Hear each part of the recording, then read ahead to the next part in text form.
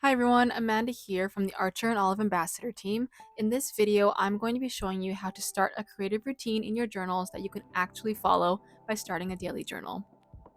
If you want, you can also check out the associated blog post with this video and make sure you are subscribed to Archer and Olive for more tips and tutorials. Let's get right into it.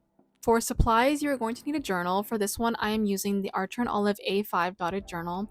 I like using a journal with thicker paper and a larger size because I tend to work with more mixed media and paint, so it helps to have a journal with a higher GSM. What you need will depend on the day and your mood, but it's always good to start with some colors like crayons or paints. If you're looking to treat yourself and get some new supplies, you can use code Amanda's Work for 10% off your Archer and Olive order. I usually don't do too much on the first page because I have a huge fear of the first page, so I usually leave it blank or write a small quote and then I move on because remember, it really does not need to be that serious. Usually I write my name and then I put the date, I put the start date and the end date, and that's really it. The markers that I'm using are the Archer and Olive Cleographs from the Wondrous Sky set, and they are just beautiful colors.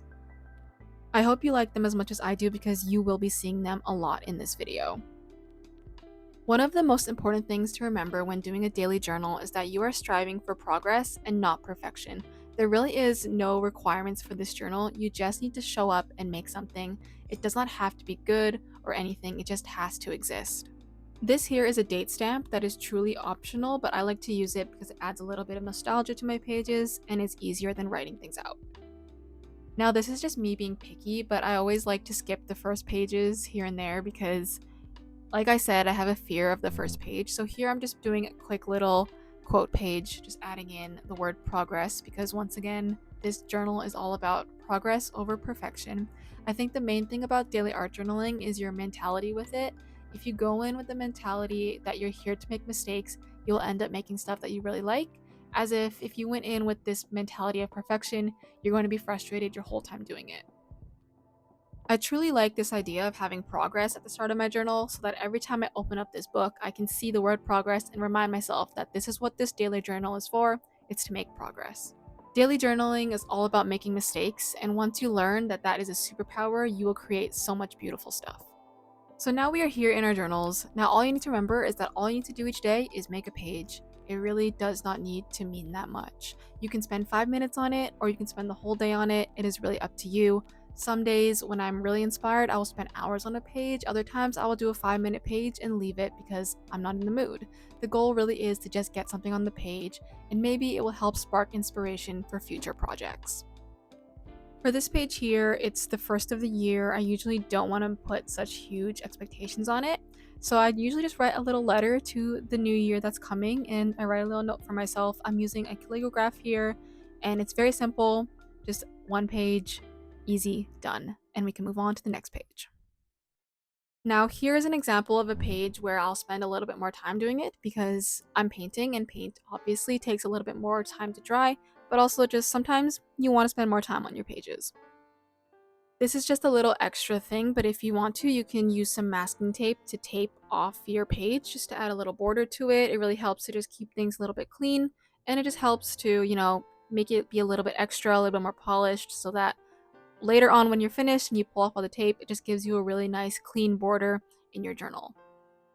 I'm starting off by just putting a very quick layer of watercolors. I don't use a huge amount of water just because I want it to dry faster because I'm very impatient with paint sometimes. I just want to keep moving on and keep doing things, but of course I hate waiting for the paint to dry, so I don't use too much water with the watercolors.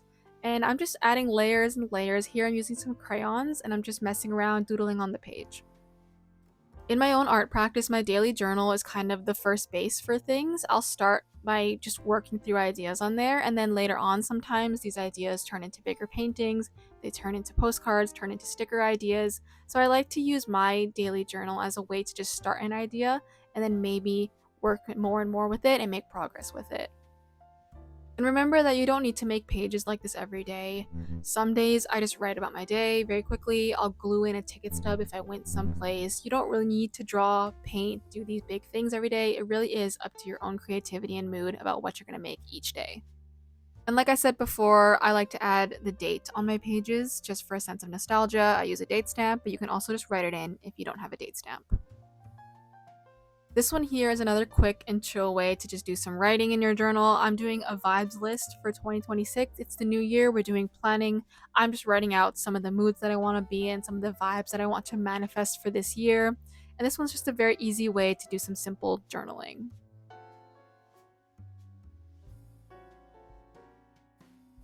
Here's an example of a page that should not mean that much. I'm just tracing my hand. Do with that what you will, because once again, I'm here to remind you that this daily journal should not be that serious. Some days you just need to trace out your hand, and that's enough for a page. You can also think about it in terms of your daily journal being kind of a story of your life. I think about how in the future, one day I'm going to look back on this journal and I'm going to see a page where I literally have my hand here and it just says, "Here is my hand on January 4, 2026." And I'm going to think to myself, yeah, that's pretty cool.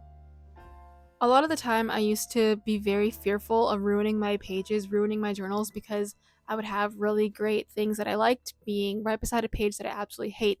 And that would really stop me from making work. But by doing a journal like this, it has really helped me to overcome that, because if I make a page that I don't like, that's okay, because I can just flip the page. The next day is another chance to make something that I might like. And it really has helped me to just really get over the fear of making ugly pages, because it's really not that serious. You will always have another chance to make something good.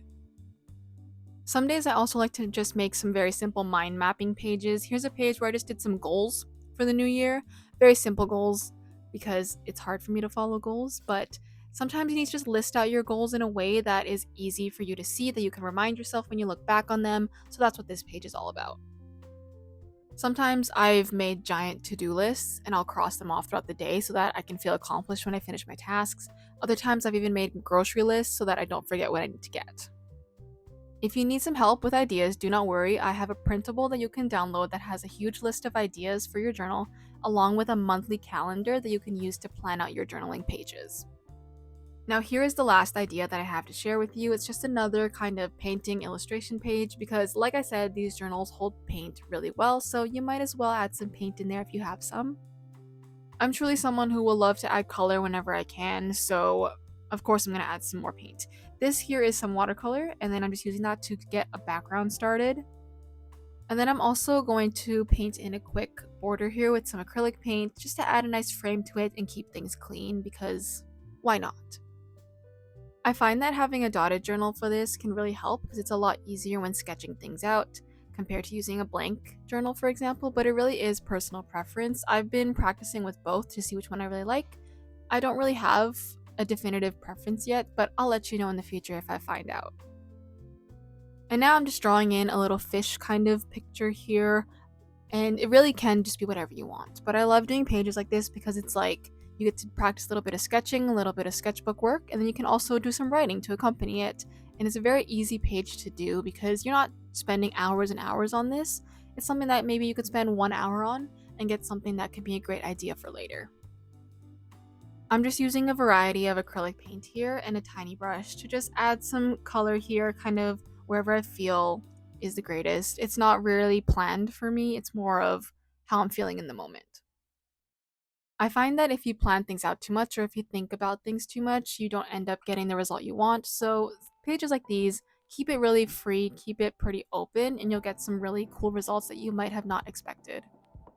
Just always remember that this does not need to be an art gallery masterpiece every single day. Actually, you are probably going to make pages that you don't like way more than the pages that you do like, but it is really encouraging and satisfying to finish a journal and see a record of all the pages that you have made. It is okay to be making mistakes, and it is okay to be seen trying. I didn't want the page to feel too empty, so I ended up using a marker to just add a bunch of squiggles to it to fill up the page, and I think it turned out pretty well. So here are the pages that we made this week. Remember that pages do add up. One page a day might not seem like a lot, but eventually you will have a completed journal to reflect on, and the pages really do compile quickly.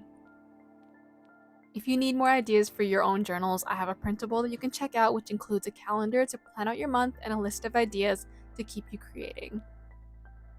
If you daily journal yourself, I would love to hear your thoughts on it, and I would love to hear some of your own favorite pages. I hope you have found some inspiration for your own journaling. Once again, make sure you are subscribed to the Archer and Olive channel for more tips and tutorials. Thank you all for watching, and I will see you in the next video.